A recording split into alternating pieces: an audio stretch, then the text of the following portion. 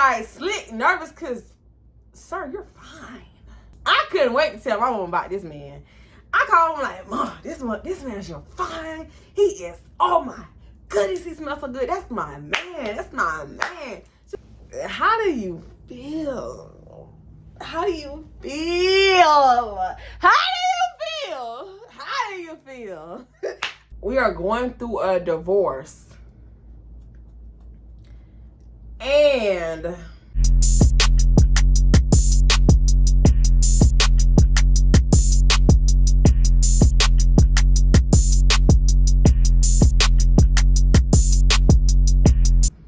welcome back, Jules and Jems, to my channel. I know I've been slacking and lacking, but let's get right into this thing. If you are new to my channel, I go by Shaye, and I do everything on my channel, literally everything you can think about. I do vlogs, money count, story times, exposed videos via Storytime, everything. I've done everything. So for my real OGs who was here when I used to be a college vlogger slash stripper story time teller, because if you are new to my channel, I used to be slash sometimes I still am a stripper. So back when I first started my YouTube, I wasn't ready to vlog in the club. So, and I actually took a small break from dancing at that time. So I would just tell story times about things that happened to me in the club. So around that time, I ended up getting a job. I used to work for Publix Bakery inside the store. And when I came back the next school year, oh, by the way, like, comment, and subscribe. I'm just ready to get into this. So I have told the story before start to finish on my YouTube. And the finale, at the time, YouTube had banned me from making videos, like posting videos, so I would only be able to go live. My real OGs remember that time. I was banned for like 8 months, 9 months. So I would literally go live like every other day. And they was waiting, they wanted the rest of the story, so I just made a really long live and I just told the rest of the story. So that was back in like 2018, I want to say. I want to say about 2018, 2019, I think. 2019, I told the story. And so this happened 2018. So it's been a little minute. So I'm not gonna lie to you, I didn't go back and listen to any of my story times because I didn't want to retell it the same exact way that I told it then. I want to, with my seasoned old age and my memory, I want to see how much I can really remember from this story. So we gonna do it the proper way. And we're going to get this story, if YouTube don't ban me for posting again, we're going to do this thing the right way. We're going to give y'all all the parts. So this is just part 1 of this story. So we're going to go ahead and name him as the manager in the title. We're going to name him Michael. And I can't tell y'all why we naming him Michael, but just know we naming him Michael. So I was working at Publix in the bakery for like a little while, and what I would do, because I was going to school in Miami, I would transfer from the bakery in Miami back to home. And then when I came back that next year to transfer back to the bakery, my manager started acting weird, like he didn't want to take me back.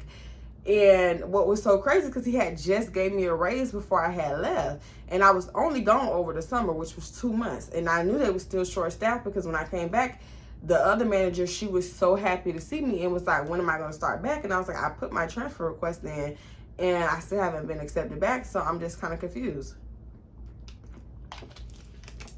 Finally, mind you, the manager, it was like all black people. And he was the one white person who happened to be the big manager, right? So he ended up coming up with some bullshitty reason why he couldn't hire me back, right? So, okay, he was like, if you could find another Publix in the area, I will let them know and send your transfer request to that Publix. Girl, I went around all the Publixes telling them, like, listen, this is my schedule, I'm in school. None of them wanted to touch me. None of them wanted to, girl, none of them wanted to accept me with my school schedule, right? So, girl, tell me why I just said fuck it, right? Because I was trying to hold on because I was going to make a year in November. So, you know, in a year, when you do a full year with Publix, regardless if it's a warehouse or inside a store, you get one free stock. So, I was going to start my stocks. You know what I'm saying? And so, I was pissed about that. But I was like, you know what? It's whatever. I'm not going to beg nobody for no job. This is bullshit. I said, my face is good. You know what I'm saying? I'm like, my face card good. I know I'll find me another job. So, I'm just like chilling out the first couple weeks coming back to school. Like, okay, let me re-explain myself. So, we come back maybe like a week or two, a week and a half or something like that before classes actually start. So back then, I don't know how Florida Memorial doing it now. I'm just telling you how when I was going there. So when that happened, that was like my very first couple days coming back to Miami. So I had made up my mind, fuck it, I'm finna chill. At the time, I was already a stripper. So I'm like, you know what? If push come to shove, I'll just start dancing again, which I ended up doing, dancing in Miami. I don't care. You know what I'm saying? So, girl, I'm like, but I still want to get a job because I really didn't want to dance in Miami. I wanted a job, you know? And so, girl, I'm looking around. And then somebody told me that when Dixie, that was on 27th. Yeah, I'm telling the address. The when Dixie on 183rd and 27th, down there, Miami Gardens, Opa. Yeah. Over there. That one. Next to that rainbow? That's the one. So, they was like, it's hiring, this, that, and the third. Go down there and see if you can get hired. Because, my roommate told me. Because she was working there. So, I'm like, okay, cool. Go down there. And, they was like, the hiring manager, he's not here today. But I need you to do this application and put in our store number. And then call, this is his extension, call tomorrow, and then let him know you did the application. He'll set you up for an interview. So I'm like, okay, cool. I go back. Now, this is the day before school starts. So I go that night, I get on my little laptop, I put the application in, right? Called the next morning, it's like 9 o'clock. Girl. Boom. Michael pick up the phone, right? This is going to be so hard not to say this man's real name. Because before I started doing this story time, like literally hit record, I was like, couldn't remember the man's name, right? And then when I remembered it, I said, whoa, I can't believe I forgot his name. And so now that I remember his name, it's so hard with his fake name. So I'm like, he's like, hello, this is Michael. I'm like, hi, Michael, my name is such and such. And I came in the store yesterday. They said you were off yesterday. I did an application last night. And I was calling to try to schedule an interview. He was like, okay, look at me doing the accent. Give me 1 second. Let me look up your application, right? So he was like, okay, I see your application in the system. When are you available to do an interview? Today. And I was like, I could do one, like, because I had to think of my school schedule, and I had a long break. Like, that semester, I had 2 or 3 morning classes, and then like a 5-6 hour break, really 7-hour break, and then I had a 7:30 to 10 o'clock class, right? So, shout out to the people that was in that class who remember me. That was my internship class. So, yeah. I'm like, I could come anytime after 12 o'clock. He said, all right, be here at like 12 or 1, something like that. Mind you, it's right down the street. It was like a good 10 minutes away from me. So, 187, y'all know, I stayed on 42nd. You know, so that's where the school was at. So, boom, baby, down the street, here I come. So, my college dumb mind, I'm not even thinking of putting on no business clothes. Because I went for to change this is what my told me, I'm not going to change my outfit and have to come back and change my outfit back. No. So I'm like, I'm finna wear what I got on, thinking what I had on was appropriate, which it wasn't appropriate. And if I can find the video again, let me see if it's still on my Twitter, because last time I did the story, I think I remember inserting a video of what I had on. I had in this U-part wig I put in myself because I used to do my own hair. And I do mean do my own hair, like everything. I used to, girl, stylist, okay? And I had put this U-part wig in that I had made myself in, and then curled it, and then did a little cute little leave out. And girl, I was cute, right? With this red hot dress on with a little white trim around the arm. Girl, dress as short as the days in the fucking winter, bitch. I'm talking about just, I don't know what I was thinking, with some flip-flops and some cute behind earrings, girl. I just knew, I thought I was killing the game. But I didn't want to take my outfit off, so I said, well, if they're going to hire me, they're going to hire me with what I got on, right? So I'm just like, let me go on down here. Girl, let me see if I can find this video. Because if I can find the video, y'all probably already would have seen it in the clip already. But girl, you see me with the curl and U-part wig. Stop playing with me. And this before companies was selling U-part wigs, baby. I went on YouTube, girl. That's another thing for another time. I don't know why I stopped doing hair. But so I go down there and I go see the lady again, the manager that I seen yesterday. And she like, oh yeah, Michael's here. Give me 1 second, let me go to his door. I'm gonna knock on his office door and let him know you're here for your interview. So I go sit down at the little benches that they got next to the exit inside of the Winn-Dixie. And it's like an older man or lady sitting next to me. And I'm just like looking out the window, whatever, just like, because it's taking a little minute before he comes out. So I'm like looking down, looking around, you know, talking to the little old lady, whatever. And I'm like, I'm here for an interview. I know she like, damn, bitch, with that dress on? You know, and girl, I had my gloss on and everything. I was trying to kill these hoes at the campus. I thought I was that bitch, okay? I was trying to eat the hoes up. Listen, okay, so I'm just like, you know, just waiting. And then he's like, listen, the lady comes and she's like, he's standing right there. And then some man turned around and he's tall as fuck.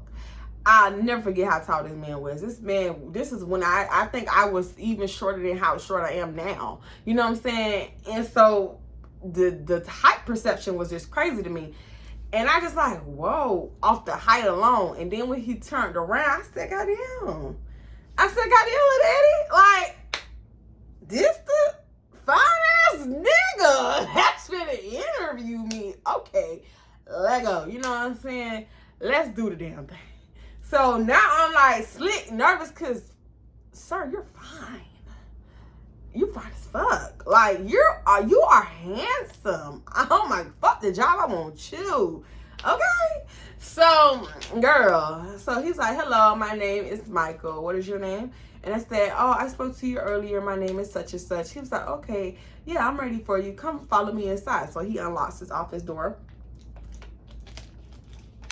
Girl, he unlocks the office door. He walks me into the back to his office. He gets back behind his computer and he starts asking me questions. Mind you, I'm nervous because I'm like, oh my God, I could really just slam all these papers across his desk and let you take me down right now. That's really all I care about right now. Like, girl, you know? And then on top of that, I'm like, but I really need a job.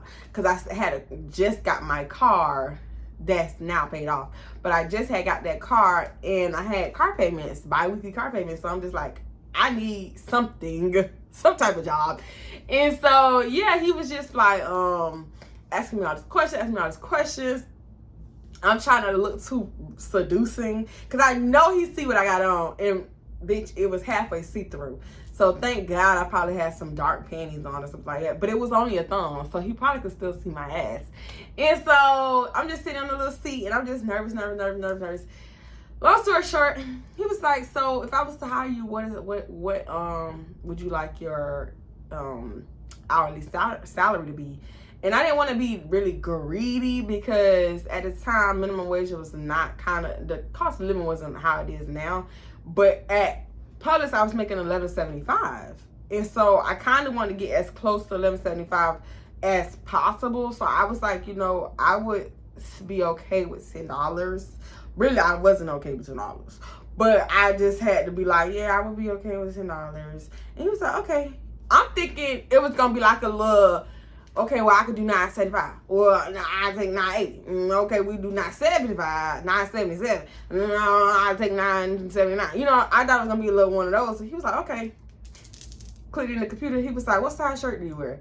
And then in my mind, I'm starting to think, bitch, I got a job. Because he wouldn't be asking me all these questions. He wouldn't be asking me all these questions. So I'm like, I wear a medium. I could really fit a small, depending on if it's unisex or not. He said, okay. So then he walked away to a box that was in the back of the office, because his office was huge. So he walked from around his desk and then went to this big old box that had a whole bunch of shirts in it, the little red Winn-Dixie shirts. And then he started looking through it. He was like, I got one medium and one small left. I'm going to order some more shirts. But here, and he sat it on my lap. And he said, these is yours. And I was like, oh, I got the job? He was like, yeah, you got the job. You start this, that, and the third, and you come in, you're going to do orientation. Boom. Let's skip the orientation. So here I come. I come back. I come with my little Winn-Dixie shirt, and he gave me the uniform. He was like, wear this and that type of shoes, whatever. So he was like, when you come do orientation, you're going to ask for me. He said my orientation was going to be like really early in the morning. So it was on a week, was it weekend? I think it was a weekend, something like that. So I come back, do my orientation. It's super early in the morning. So it's just me and him there.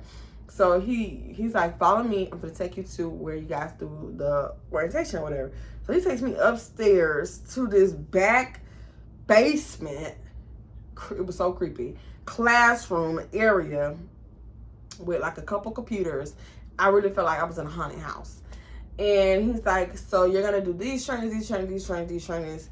And these trainings, when you're done, you come back downstairs, and then you're going to go look for the lady that sent you to me when you came for your interview.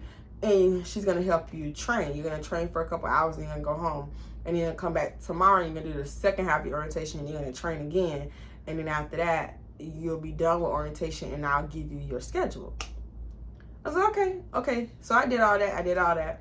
He would periodically come back up there to check on me, and he would always have this overcast smile on his face, but it wasn't on his actual lips. You know, like how Tyra Banks said you can smile with your eyes, kind of thing. You know, so I could peek just a little bit. I thought I was being psychotic, but bitch, never doubt yourself. I was like, you like him, so you trying to project that he like you. No, bitch. Come to find out, I was right the whole time. Mind you, this man used to smell so fucking good every time. From the first day I met him all the way to the day I cussed him out, told him don't ever call my phone again. Girl. So he was coming there checking, did you need anything? Did you bring your lunch? Are you okay? I'm like, yeah, I'm fine. Girl. I couldn't wait to tell my mom about this man. I called him like, Mom, this man's your fine. He is, oh my goodness, he smells so good. That's my man. She was like, girl, I want to see this dude. I say, no, I don't be flirting with him and that. Like, I ain't got no pictures to show you, Mom. But I'm telling you, this is my man. Like, I used to just keep telling her that because he was so fine. Like, mentally, he was my man. But I had never, ever said nothing. I was not going to say nothing because it was blatantly obvious that he was older than me. Like, salt and pepper, baby. It was giving just straight salt. You know what I'm saying? And so I knew he had to be older than me, regardless of me never asking him his age. So I just was like not gonna ever pursue it. But I just always knew in the back of my mind I had a crush on him.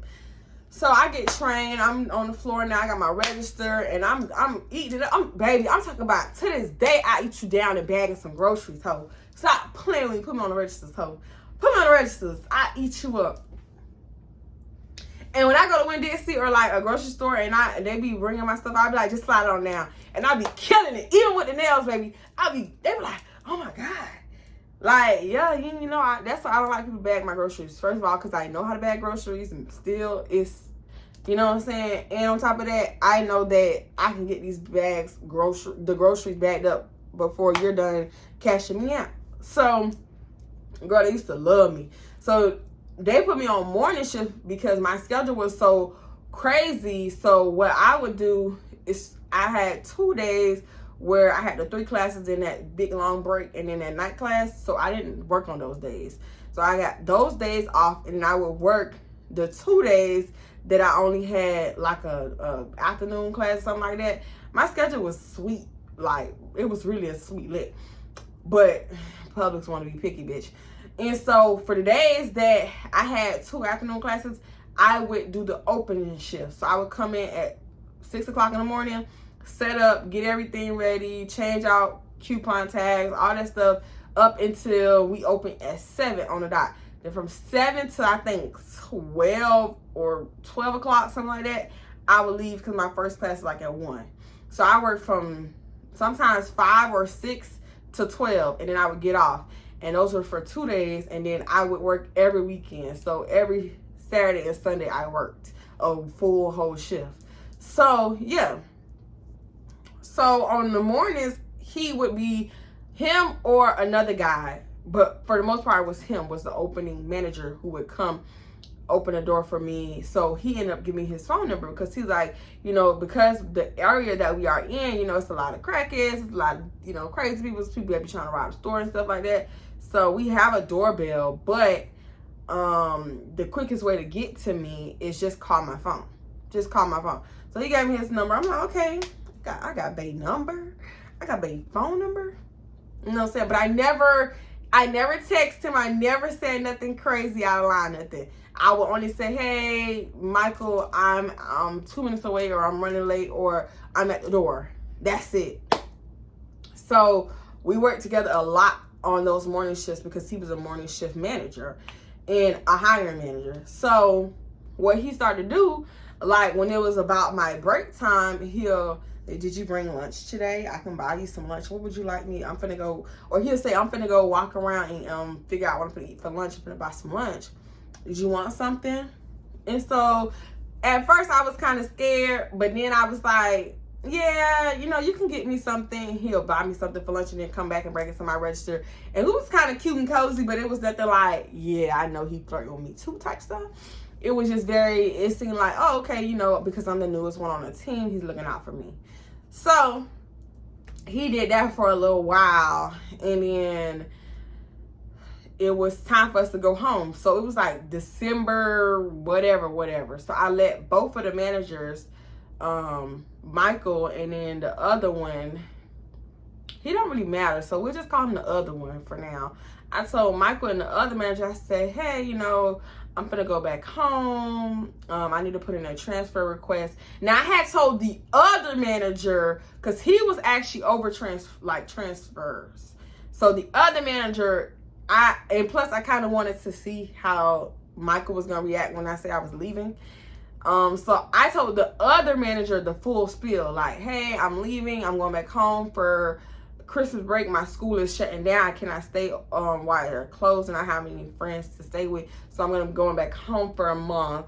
And then I'll be back the second week of January. So I just want a temporary transfer request to this store in my hometown. So he's like, okay. So he sent the request. He knew I was coming back. But the other guy, because they don't really talk as much because he's a night shift manager, they were cool, but they didn't spend a lot of time together on a shift. So he probably didn't tell him like, oh yeah, she coming back. He just put in the request and left it at that. Whatever. So long story short, I just told Michael, oh, I'm leaving on this day. And yeah, I'm going back home. Cause I wanted to know. Cause I was like, bitch, this is my last motherfucking chance. I know I was coming back, but I knew this was my last motherfucking chance. Like, to see, have I been tripping this whole time, or he been flirting in his own little way to me? So he was like, okay, and he didn't say nothing. Then the next time I came in, he was like, oh, you really are leaving? You really are leaving? Like, oh my God, I cannot believe this. This is crazy. What day did you say you're leaving again? And I told him, oh, I'm leaving December, blah, blah, blah. Okay. And then at the end of my shift, when I was going in to take my register, because, you know, they got to count and make sure he ain't stealing, you know, and take all your coupons. And so I would go back there with him. And the other morning man is another morning manager that's out in the floor who works customer service while you work your register. And so they go back there with me. She caught my register out. And they're like, you good to go, whatever. So he's like, she goes back out on the floor, and then he's like, stay here really quick. I needed to to talk to you about something. So I'm like, it's game time, bitch. You know, I knew what was tea. I knew he didn't have to tell me. I knew what was tea. He was gonna say something. He was gonna confess something, girl. Whew. So he was like, you know, being that you're leaving, I would really like to have a nice formal, like, my allergies, a formal, nice little dinner. Would you like to go out with me?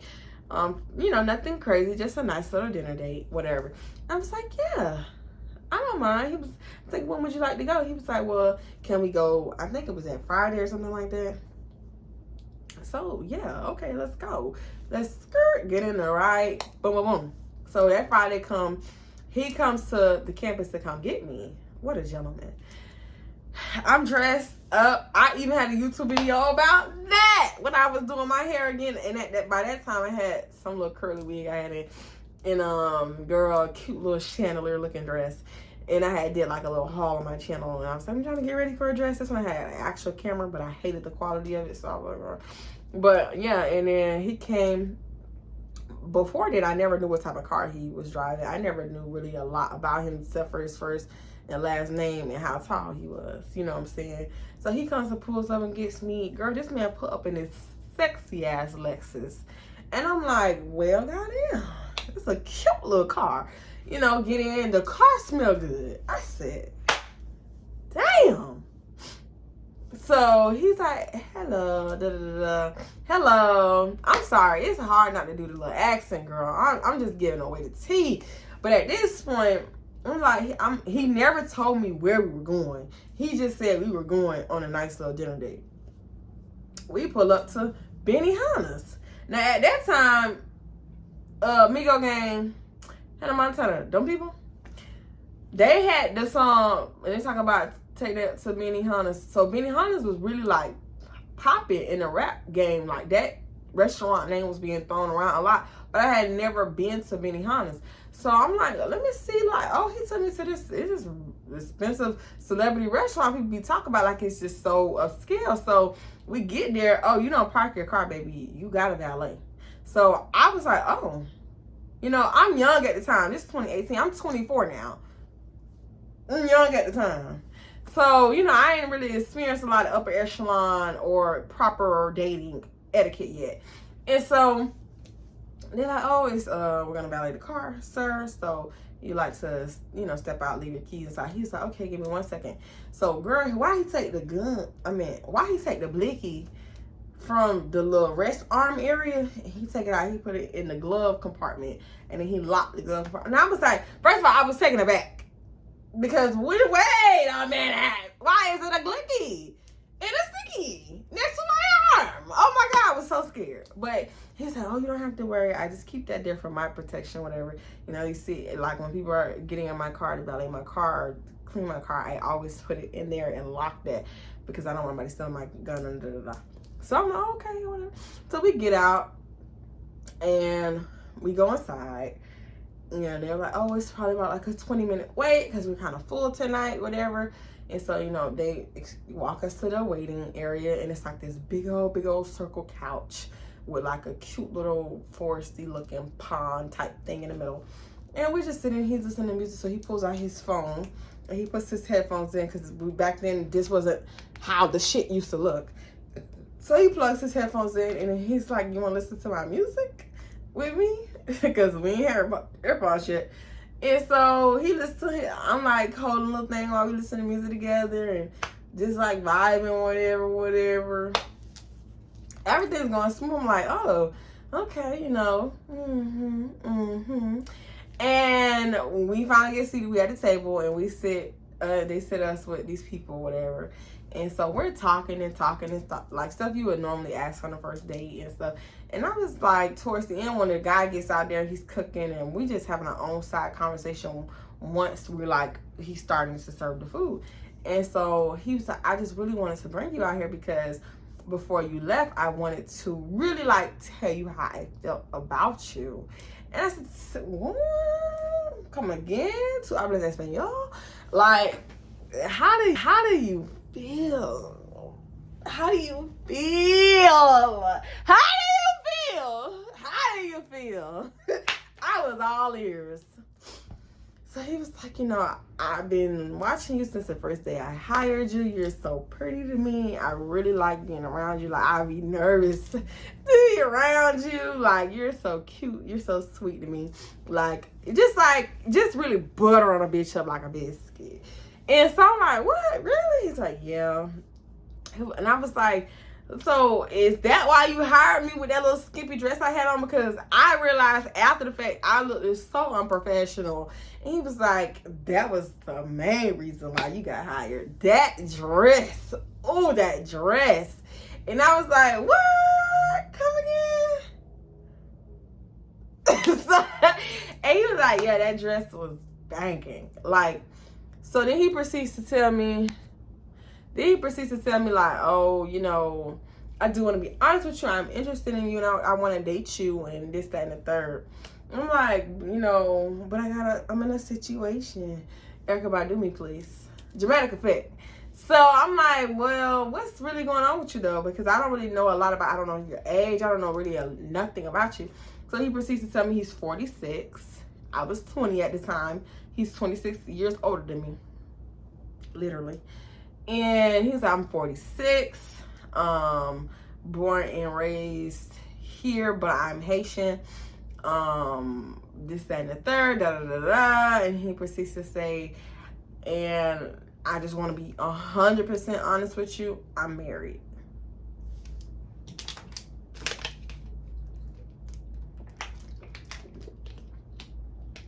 Sir, what? See, you just ruined everything. Why you gotta be married? Because I was excited. Now I'm not excited. Now I'm aggravated because I'm on a date with a married man. And so I was like, oh, wow. Interesting. Like, literally, I was like, interesting. Oh, okay. And he was like, yeah, but let me, I'm going to leave y'all right here on this cliffhanger because y'all know back in the days, I love a good cliffhanger.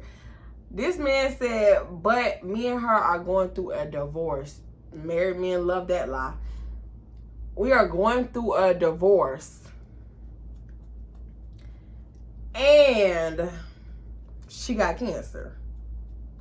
And I don't want to leave her because I don't want to leave her knowing that she's finna leave this earth soon. I want to still be a support for her. So y'all go through a divorce and she's dying. Mind you, the only reason why I actually believed him when he said it, because he used to always wear this bracelet to work, this breast cancer awareness bracelet to work. So I want to say that part of the story is true. I want to say, but we're going to get into it when we come back with another part of this. But I was just so flabbergasted that I was like, oh, wow. Like everything I wanted to do and throw the paper off the desk and bone your guts out right then, all of that went away. All of that just completely went away. But let me tell you, before I close the story time out for part 1, I still ended up talking to this man for a few more months after that. But we're going to get into it later. We're going to get into my listen. Don't judge me.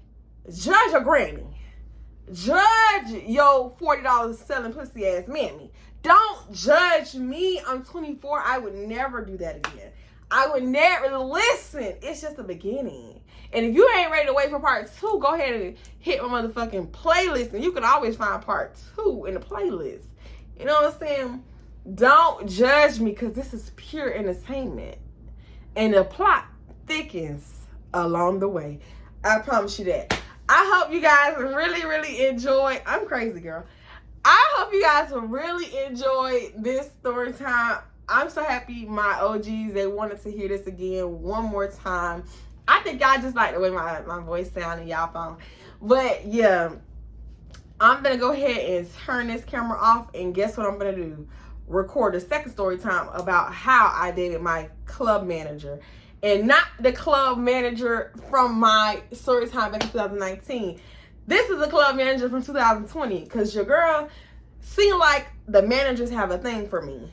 So, I'm going to go ahead and cut it off now. Please like, comment, subscribe. I have been stuck at 13.9K for the fucking longest. I'm sick of it. Please tell your friends, tell your uncle, tell your mammy, tell your granny to subscribe to my channel because I'm giving you hoes the real spill with receipts. I'm giving you hoes the real tea. Like, these other Storytime channels, I fucks with them too now. But y'all hoes ain't been through what I've been through. Y'all ain't really got the sauce. Because the girl be going through it with these niggas. Okay? Okay. I love all y'all. I really love all y'all for real. Because I'm just crazy like that. But until next time, Jems and Jems. Peace.